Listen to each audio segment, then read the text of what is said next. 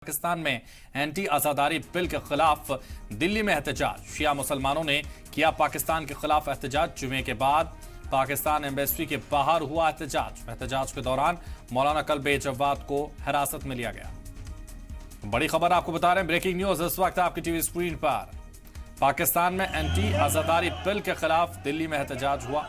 शिया मुसलमानों ने किया पाकिस्तान के खिलाफ एहतजाज। जुमे की नमाज के बाद पाकिस्तान एम्बेसी के बाहर एहतजाज किया गया। एहतजाज के दौरान मौलाना कल्बे जवाद को हिरासत में लिया गया। बिल में यह है कि हम लोग मुहर्रम मनाते हैं, यजीद को बुरा कहते हैं। यजीद कातिल था इमाम हुसैन का, रसूल जो हमारे प्रॉफेट रसूलुल्लाह थे उनके नवासे इमाम हुसैन का वो कातिल था। उसने करबला के मैदान में उनको मारा था। तो उसके कहते हैं उसके खिलाफ आप नहीं बोल सकते। ये बिल पास हुआ उन्होंने, और तारीख जितना भी मुहर्रम पूरी दुनिया में मनाया जाता है वो यजीद के खिलाफ मनाया जाता है। यजीद के खिलाफ मनाया जाता है। यजीद जिस तरह से रावण है हिंदुओं में, उसी तरह से हमारे यहाँ यजीद है।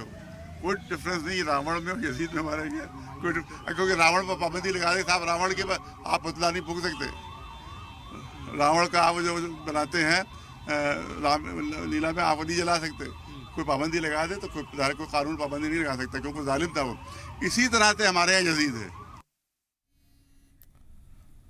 और पाकिस्तान में एंटी आजादारी बिल के खिलाफ दिल्ली में एहतजाज हुआ। शिया मुसलमानों ने पाकिस्तान के खिलाफ एहतजाज किया। जुमे की नमाज के बाद पाकिस्तान एम्बेसी के बाहर एहतजाज किया गया।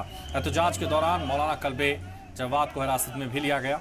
देखिए तस्वीरें आप इस वक्त आपकी टीवी स्क्रीन पर। शिया मुसलमानों ने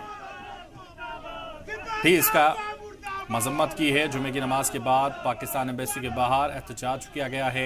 एहतजाज के दौरान मौलाना कल्बे जवाद को हिरासत में भी लिया गया। ये बड़ी खबर आपकी टीवी स्क्रीन पर है। शिया मुसलमानों ने भी पाकिस्तान के खिलाफ एहतजाज किया।